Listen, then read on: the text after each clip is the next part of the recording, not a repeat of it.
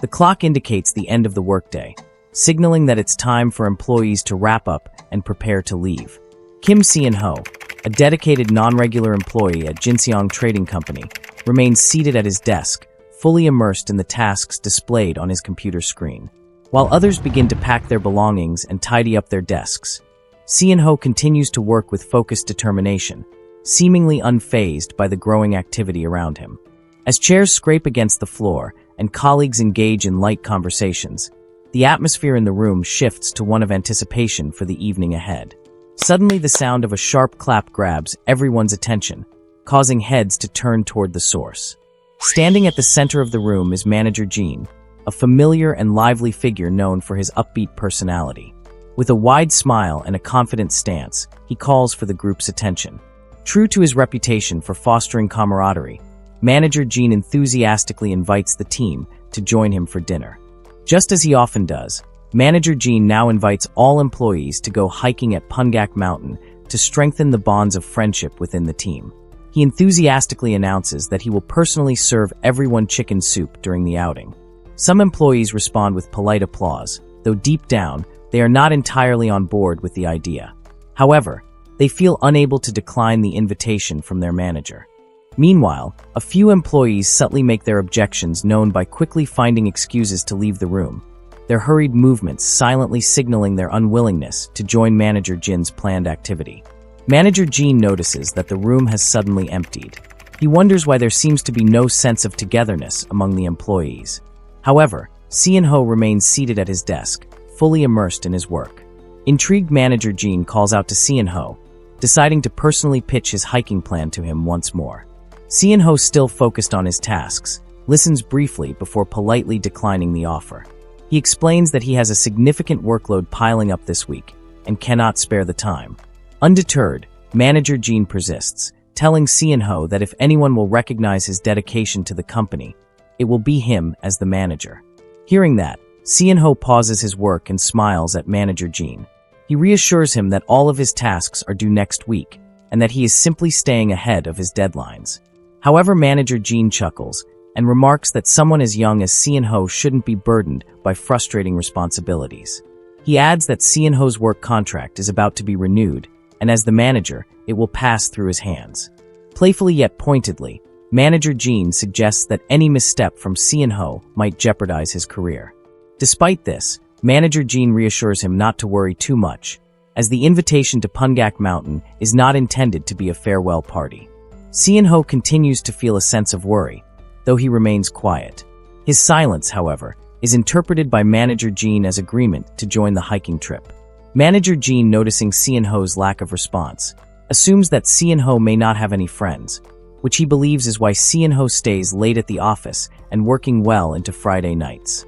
With this assumption, Manager Jean presses on, directing Se-ho to finish his work and leave the office. Se-ho, understanding the request, nods politely and responds with a brief expression of gratitude for the effort that Manager Jean has put into his plans. His tone is calm and respectful, though it's clear that Se-ho's mind is elsewhere, still preoccupied with his own concerns.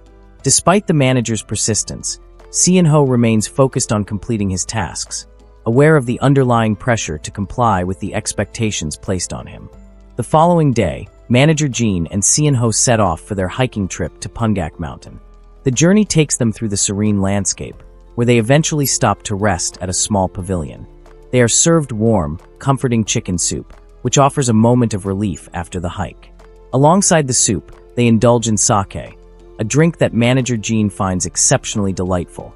The taste of the sake encourages him to pour himself more, and he continues to sip it enthusiastically, savoring each drop.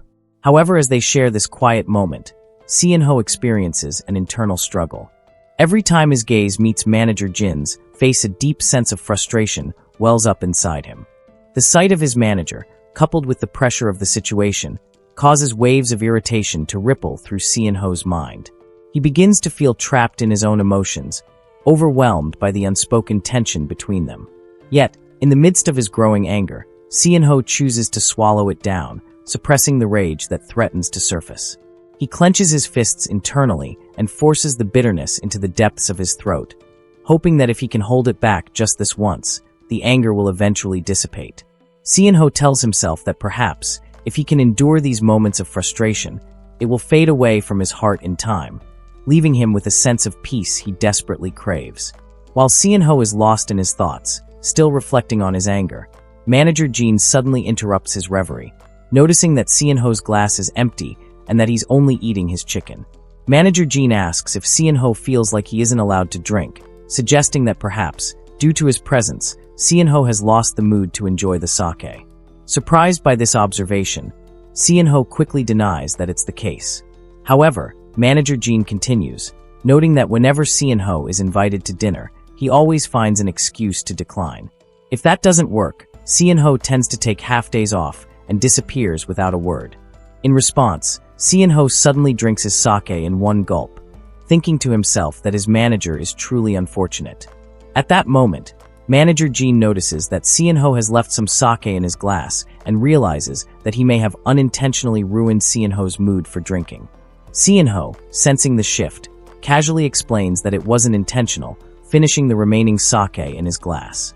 Manager Jean, in a lighter tone, laughs and comments that he was just joking, thinking that perhaps Seon-ho doesn't have much of a sense of humor. Manager Jean picks up a piece of chicken thigh and Seon-ho, expecting it to be handed to him, thanks his manager in advance. However, his assumption proves wrong as Manager Jean eats the chicken thigh himself, leaving Seon-ho surprised. To his surprise, Manager Jean then offers him a piece of chicken neck as a special gift. Seon-ho, puzzled, wonders if this gesture might actually be a veiled threat to cut his career short. Suddenly, Manager Jean speaks, telling Seon-ho that he hopes he will have a long and safe career. He then adds that for the next round of full-time employee promotions, he has Seon-ho in mind personally. Seon-ho is taken aback, unable to believe what he's hearing, unsure if his manager is serious or not. In response, Seon-ho pours sake from the bottle and offers to pour some into Manager Jean's glass as a gesture of gratitude. Manager Jean remarks that this act of Seon-ho pouring the drink shows his enthusiasm, and in return, he pours sake into Seon-ho's glass as well, the two of them sharing this small moment of camaraderie. As the drinking continues, both Manager Jean and Seon-ho begin to feel the effects of the sake. The mood becomes more relaxed and Seon-ho, slightly intoxicated, speaks with a hint of sincerity in his voice. He tells Manager Jean that he has devoted his entire life to Jinseong Trading Company, acknowledging the weight of his commitment to the company. His words carry a sense of dedication, yet there's an underlying weariness as the alcohol loosens his tongue. Manager Jean, sensing the shift in the conversation, laughs and teasingly responds, asking if Seon-ho plans to make the company his final resting place. The remark, lighthearted and playful, catches Seon-ho off guard, and he laughs in return, appreciating the humor. Seon-ho, still amused by the joke, compliments Manager Jean for his wit, his tipsy state making the moment feel more carefree. The two share a light moment, their earlier tension forgotten as they bond over drinks and laughter. After some time, Manager Jean decides that from now on, Seon-ho must actively participate in company dinner events, just like the other employees. Seon-ho, still under the influence of the alcohol, agrees to this without hesitation. Both of them, now somewhat drunk, walk out of the pavilion, stumbling a bit along the way. Manager Jean, in a cheerful yet tipsy tone, says that he prefers people who are pleasant to be around rather than those who are just competent. He asks Seon-ho if he understands this sentiment. Seon-ho, with a light-hearted smile, responds that he understands, saying it in a joking manner. Before they know it, they find themselves at the cashier's desk, and the cashier asks them for payment. However, at that moment, Manager Jean suddenly bolts out, thanking Seon-ho for treating him to the promotion celebration. Seon-ho, confused, stands there for a moment and asks why Manager Jean isn't paying. He reminds Manager Jean that just last Friday, he had promised to treat him. Manager Jean responds that the treat was actually intended for the other employees who had been working hard outside the office. Seon-ho, taken aback by the response, tries to recall what Manager Jean had said earlier, now uncertain about the promise. This past Friday, Manager Jean informs Seon-ho that he and the other employees will head out to the field for work, meaning Seon-ho can't be the only one staying behind to rest. Manager Jean also remarks that having dinner with the team is just an extension of their work duties. With that, Manager Jean leaves with the team, leaving Seon-ho alone, and casually asks one of the employees about their dinner plans for the evening. The employee suggests they go to a Chinese restaurant, which is part of their efforts to support the success of a new product called Kajang, set to enter the Chinese market in the second semester. Manager Jean praises the idea, then invites the rest of the team to head to Kaohsiung that night.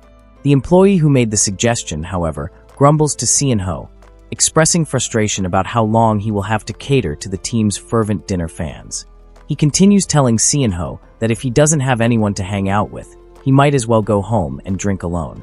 As he speaks, the employee mutters a few curses under his breath, clearly irritated by the situation. At Pungak Mountain, the cashier presents their bill for 150,000 won.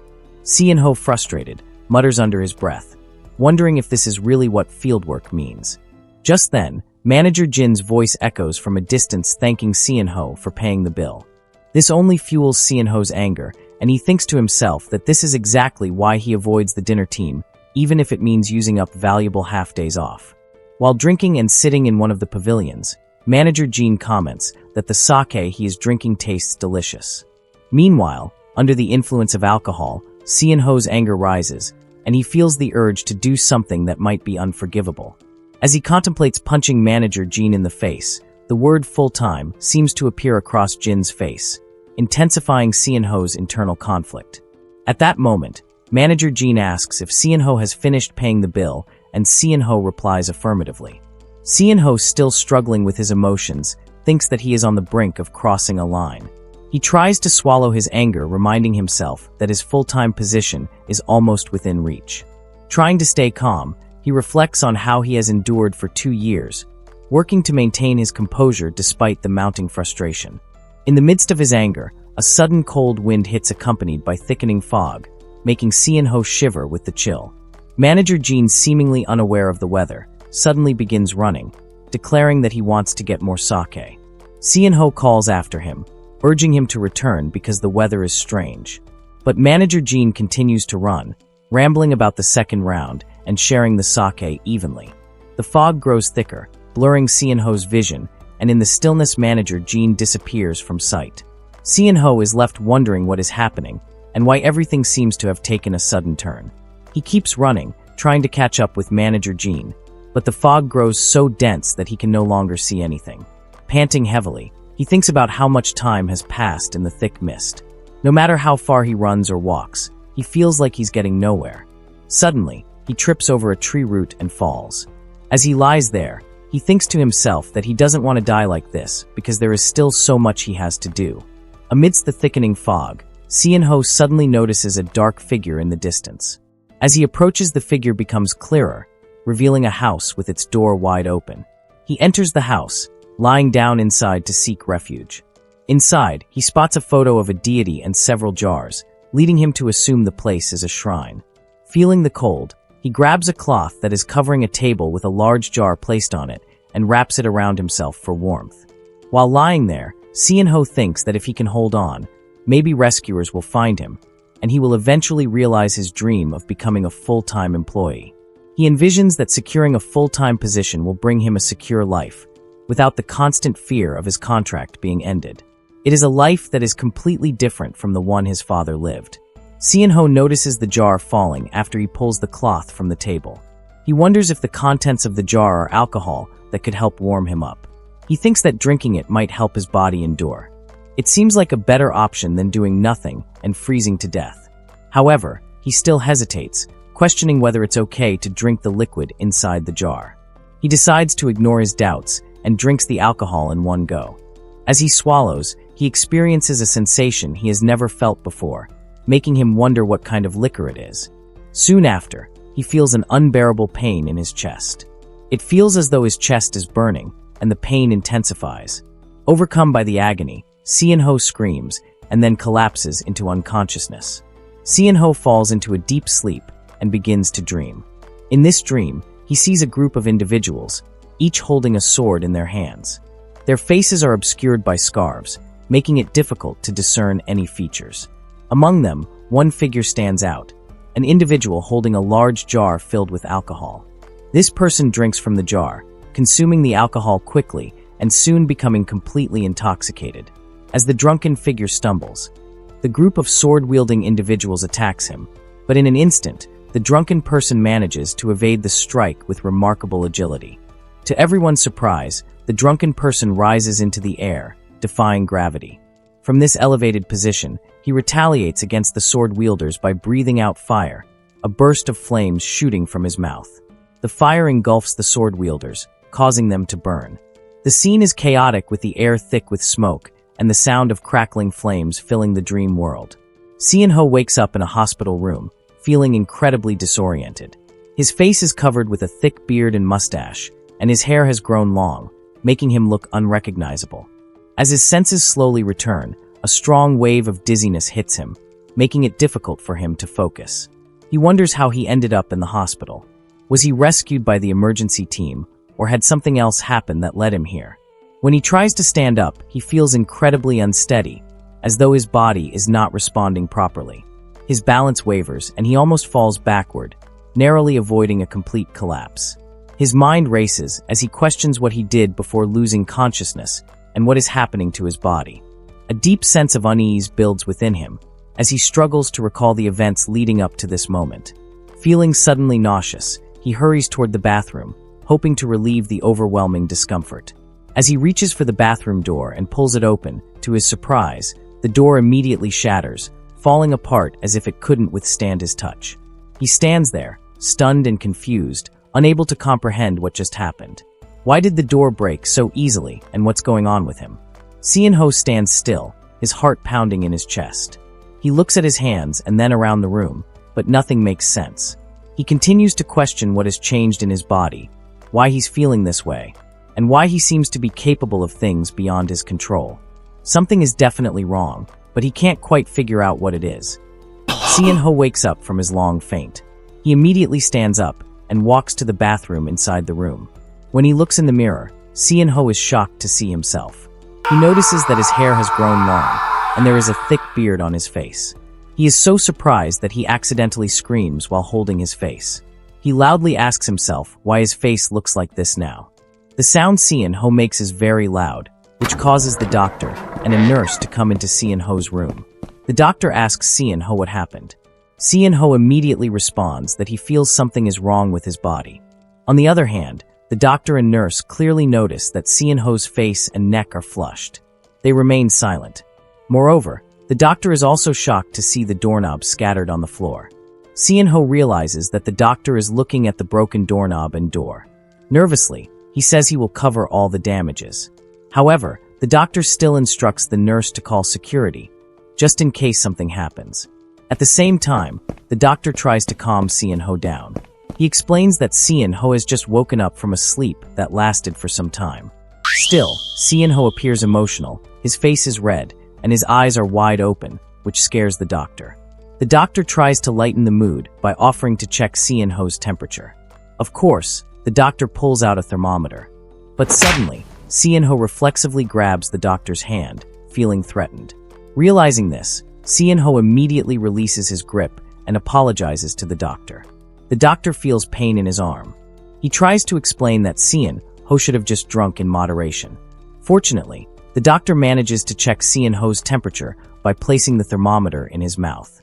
Moreover, the doctor explains that the hospital will need to conduct a thorough examination to confirm the details. But at this point, there's no way to medically explain Seon-ho's symptoms. Hearing that, Seon-ho is confused. He immediately asks what the doctor means by no way to explain it.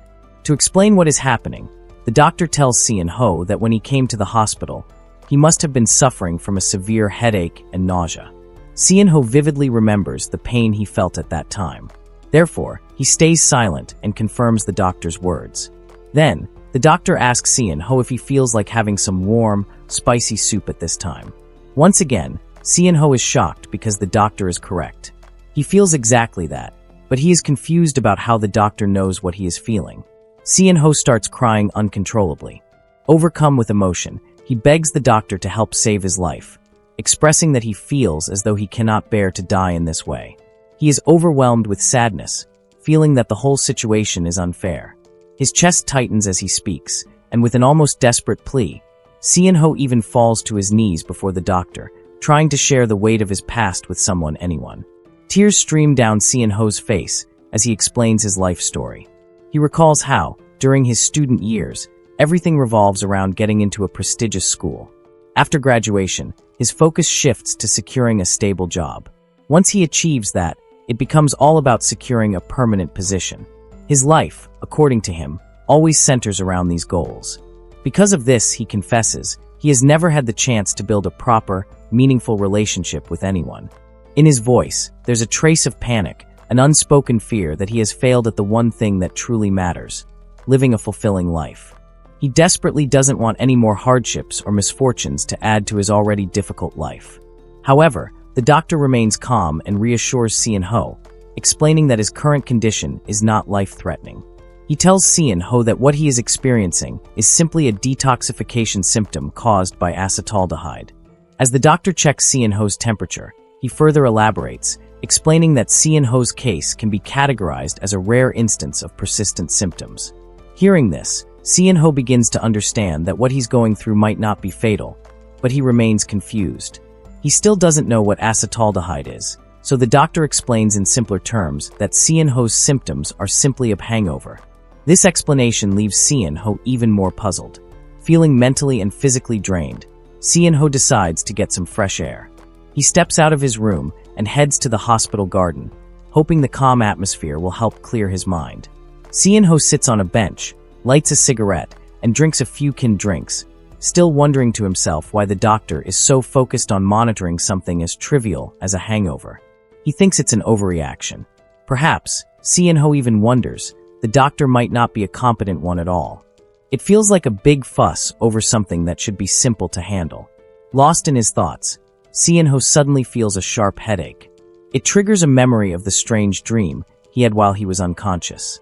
He recalls seeing a strong man in the dream, but the dream doesn't leave his mind so easily. Seon-ho doesn't dismiss it as a mere dream. Instead, he starts wondering why it's returning to him so vividly, as though there's some deeper meaning behind it. He thinks about the meaning of his dream and the reason he remembered the dream so clearly. Just then, Seon-ho's phone rings. It is a call from his boss. The boss asks how Seon-ho is feeling. Seon-ho, who is now feeling a little better, happily replies that he is doing much better than before. His boss informs him that his friends have been really worried about him for the past 2 months, and Seon-ho, hearing this, immediately apologizes for causing them so much worry. He assures his boss that he will finish the discharge procedures and head straight to work. However, to Seon-ho's surprise, his boss tells him that his contract expires while he is in the hospital. Seon-ho is left speechless, stunned by the news. His boss quickly adds that the decision isn't his, but rather the company's. He tells Seon-ho not to hold it against him too much, and then requests that Seon-ho come by to collect his belongings from the office. Seon-ho feels an overwhelming sadness consuming him. He cannot defend himself, and despite knowing that this situation is not entirely his fault, he still has to accept the harsh reality that his work contract has come to an end. He feels trapped and helpless. His mind is filled with the overwhelming weight of this decision, knowing there's nothing he can do to change it.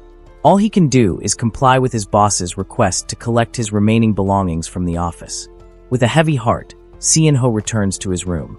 He walks in slowly, dragging his feet, as though the world's weight is on his shoulders. His reflection in the mirror doesn't seem like his own anymore. He shaves his beard, the sound of the razor scraping against his skin the only noise filling the room. He continues to feel sad, with each stroke of the razor only amplifying the sorrow inside him. He is slightly upset because as a contract worker, he is not allowed to be hospitalized for such things.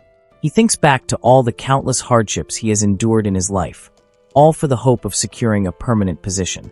For years, he has sacrificed everything, believing that once he made it to a stable, full-time position, things would finally improve. But now, it all feels like a cruel joke. As he looks at his reflection, tears start to fall down his face. He questions himself, asking whether all his efforts over the past 2 years have been for nothing. Was this really the result of all his striving and hope? He desperately wants to live an ordinary life, just like everyone else, as an office worker with a steady job and a sense of stability. His thoughts spiral, and suddenly, he begins to blame his circumstances. He wonders why life is so unfair, and why it doesn't allow him to live normally like other people. He can't help but feel angry and resentful at the situation. After a few moments of reflection, Seon-ho forces himself to pull it together. He knows he has to move on, but his heart is heavy with sadness. He changes into a neat, formal outfit, trying to at least maintain some semblance of professionalism. Despite everything, he knows he must still go to the office and follow through with the process of ending his contract. He rushes to the office, trying to maintain a sense of urgency and purpose, though his heart is not in it. When he arrives at the office, he walks down the corridor, feeling the stares of several staff members who look at him strangely. Their gazes are filled with curiosity and judgment, but Si-in-ho does his best to ignore them. He forces himself to stay positive, even though his face is filled with visible anger and frustration. His mind is a whirlwind of conflicting emotions, and he can't seem to shake the heaviness weighing him down. Finally, Si-in-ho enters his old office. As he steps inside, he tries to encourage himself. He tells himself that there's no way he can continue working in such an environment. He tries to find some strength, but when he looks around, the office atmosphere confirms his worst fears. The workers around him all look tired, worn out, as if they are simply going through the motions. There is no passion, no spark of excitement in the air. Everyone seems to be in a state of resignation, and it's clear to Si-in-ho that this is the life he has been avoiding. It's not what he wants for himself. Just as he starts to convince himself that he is doing the right thing, a sharp pang of sadness hits him. He looks at his old desk, only to find it now occupied by a new employee. The woman sitting there looks up at him with a warm smile, completely unaware of the emotional storm raging inside him. Si-in-ho approaches her, his heart sinking as he tells her that it's his seat. The woman greets him kindly and mentions that she admires his decision to resign, even though he clearly wanted to keep working and achieve his dreams. Si-in-ho is taken aback by her words, unsure of what she means. Confused, Si-in-ho asks her what she means by that. The woman explains that she has heard a lot from Uncle about him.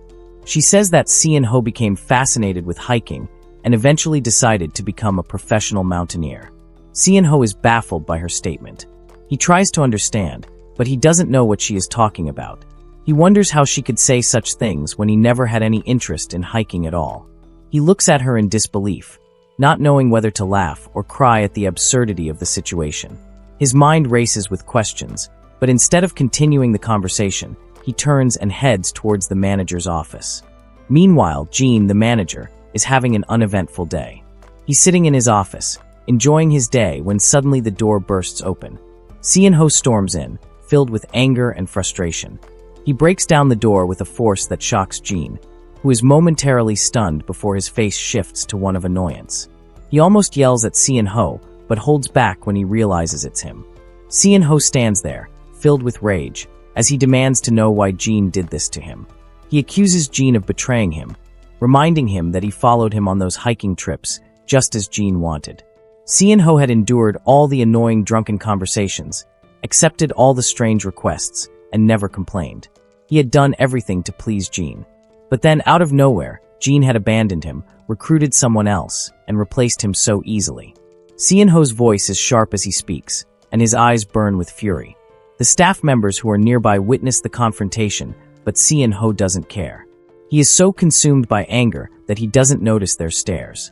Si-in-ho doesn't realize that his anger is so powerful that it causes the air in the room to shift. A strong gust of wind blows through the office, rattling the windows and sending papers flying.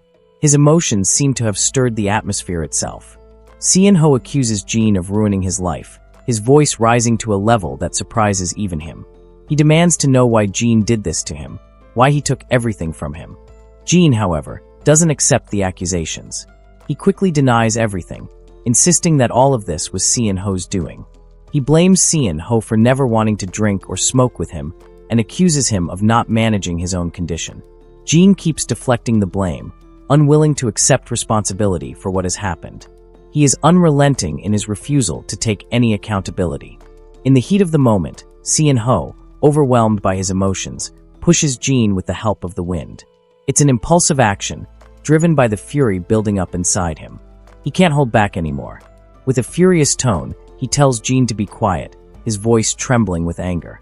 Jean is stunned by the force of the wind and by Si-in-ho's outburst. He stares at him in disbelief, not knowing what to do next. Fear grips him as he wonders if Si-in-ho has lost his mind. He tries to regain control of the situation, asking if Si-in-ho is crazy for daring to do something like this. He warns Si-in-ho, asking how he plans to deal with the consequences of his actions. He asks Sean-ho if he really thinks he can just move on and switch jobs easily if word of this gets out in the industry. Sean-ho, however, doesn't care. He has reached his breaking point. He's so consumed by anger and frustration that he is determined to use whatever means he can to break free from this situation. In his mind, the only way to escape is to use the power of alcohol and fight his way out, even if it means destroying everything in the process. Everyone will have a day like this at least once in their life. The day when you're so drunk you lose track of everything, and your memory goes blank. That's how Sean-ho feel right now. He's pretty sure he went to the company to pick up his things.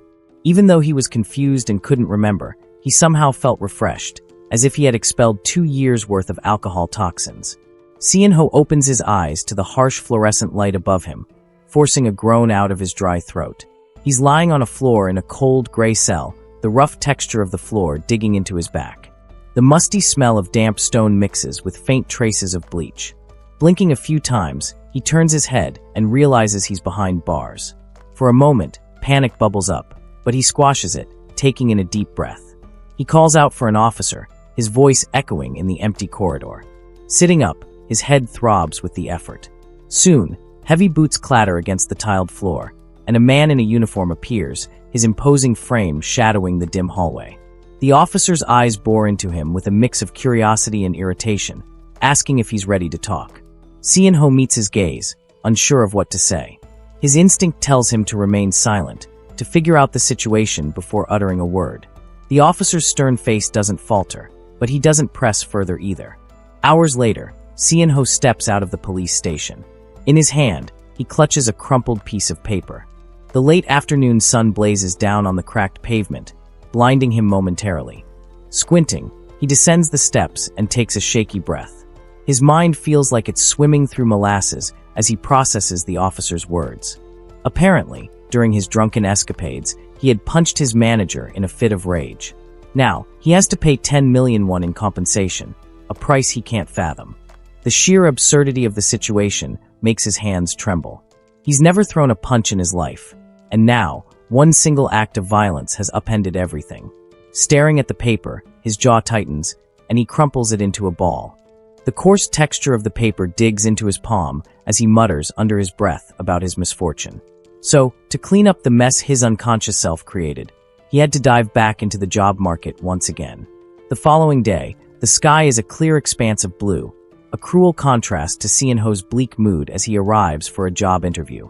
The modern glass building towers above him, its polished exterior gleaming under the sunlight. Inside, the air is crisp and cool, the faint hum of an air conditioning unit filling the silence. Other candidates sit in the waiting area, their neatly pressed suits and polished shoes a stark contrast to Seon-ho's rumpled shirt and unshaven face. The faint scent of alcohol lingers on him despite his hurried shower that morning. As he sits down, the others cast discreet glances in his direction, their judgment palpable in the sterile atmosphere. Suddenly, one of the interviewers, a man with sharp eyes and a neatly combed haircut, bluntly asks if he's drunk. Seon-ho stiffens, denying it, but the judgmental stares persist, and he knows he's already lost this opportunity. However, there was no company in South Korea willing to hire an alcoholic reeking of booze in broad daylight. By the time he had failed all the interviews, the conclusion he came to was the only one. To survive, he needs to treat this hangover first. With no other options, Seon-ho goes to Myri University Hospital. The hospital's pristine white walls and antiseptic smell only amplify his unease. Sitting across from the doctor, he fidgets nervously as the man reviews his lab results. The doctor notes the unusual results, explaining that in his 13th years of becoming a doctor, he never encountered such a case. There's absolutely no change in the blood alcohol concentration compared to last time. He then asks Seon-ho to go to bigger hospital. Seon-ho asks about the medical expenses for such treatments. There's a case in the US where similar symptoms were treated successfully, but it would cost around $5,000. Seon-ho's heart sinks. $5,000 is an unattainable fortune in his current state. As he walks away from the hospital, his cell phone rings. His landlord calls him angrily and demands him to pay the 3 months overdue rent. The conversation ends with a grim ultimatum: pay by tomorrow or face eviction. He walks while heavily sighing. Because he has to pay the settlement money, He can't even manage living expenses. At this rate, he might really end up on the streets. Desperate, Seonho scours the internet for free hangover cures. He stumbles upon a bizarre remedy involving sun-dried dog poop. It has to be charred completely, then grinded into powder. Next is to mix it with soju. It even cheekily said, "When you're broke, why not try using dog poop as medicine?" Reading that, Seonho can't believe it. He is seeing all kinds of crazy people in this world.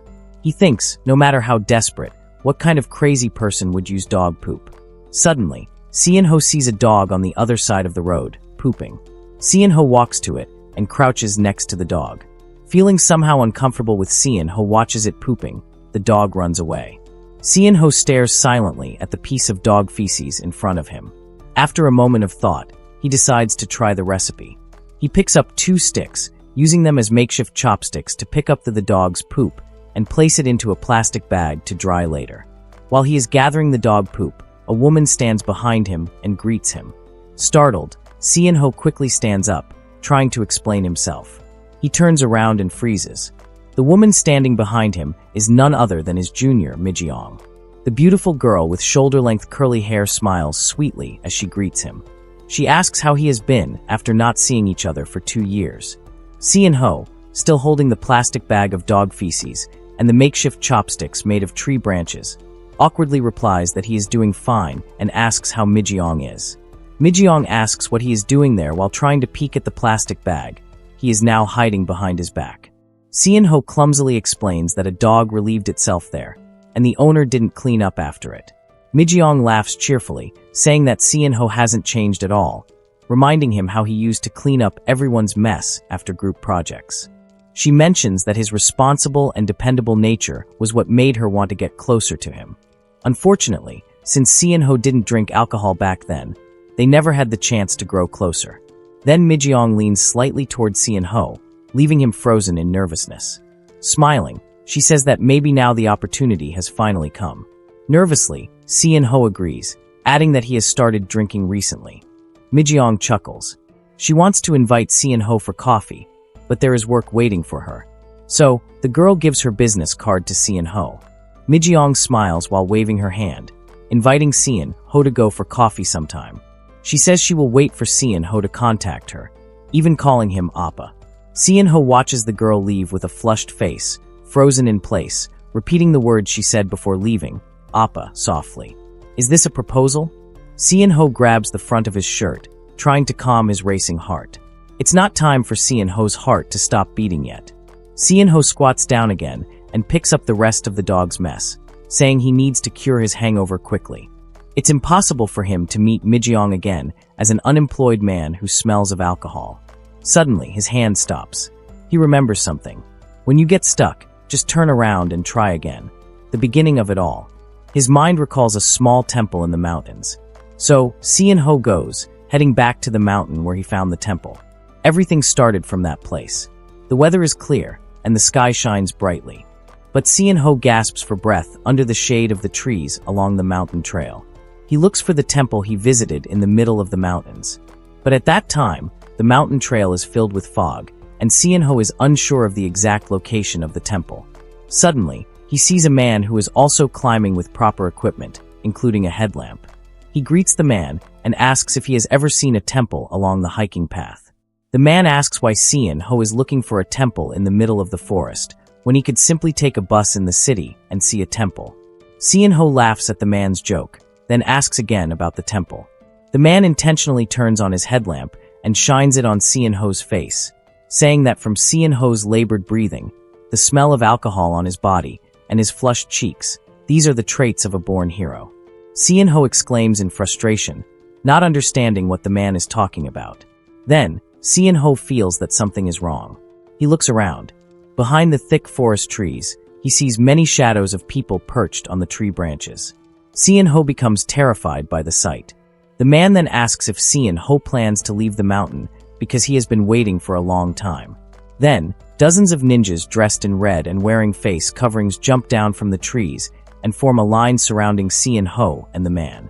He wonders what is really going on. The man says that the Mountain Lord wishes to meet Seonho. He becomes confused, wondering who the Mountain Lord is and what all this means. The man then explains that speaking of the Mountain Lord, he is the next leader of the martial arts group called Judong, which serves the father of Pungak Mountain Dujabulsa. Then, a girl with a serious expression appears, wearing a blue school uniform and a school bag. Is this girl the Mountain Lord? The girl asks if Sean Ho is the one who drank bagua wine. Sean Ho pauses for a moment, not understanding what the girl is talking about. Then, he remembers the jar of water with an inscription in characters inside the shrine he entered at that time. Sean Ho nervously smiles, thinking that maybe these people can sober him up. But seeing the serious faces of the ninjas, the man, and the girl, Sean Ho feels that the bagua wine they mentioned is a rare drink. He doesn't know what will happen if he tells the truth. So Sean Ho decides to lie. Laughing awkwardly, he says that he never drank such a drink. He foolishly says that he didn't touch the drink in the jar with the Chinese characters inside the shrine.